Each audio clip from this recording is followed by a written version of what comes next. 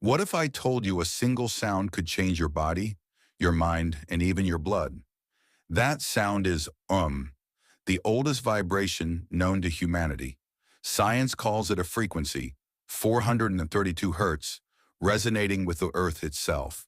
But ancient texts call it the sound of creation, the vibration that shaped the universe. When you chant OM, your vagus nerve lights up, your heart rate slows, your stress hormones collapse, your body shifts into healing mode. Brain scans reveal something deeper. Chanting OM increases alpha waves, the same rhythm as meditation, flow, and creativity. It quiets the chatter of the mind, unlocking clarity most people never reach. And here's the mystery.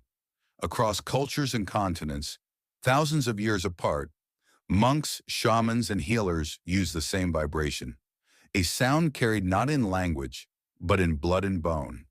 Some say OM is encoded in your very DNA, a hidden frequency that binds us to the cosmos. So ask yourself, when you hear it, is it just a sound, or is it the memory of creation itself, echoing through you? Follow us for more. The Anything Answer. Rewatch, rethink, return. The Anything Answer.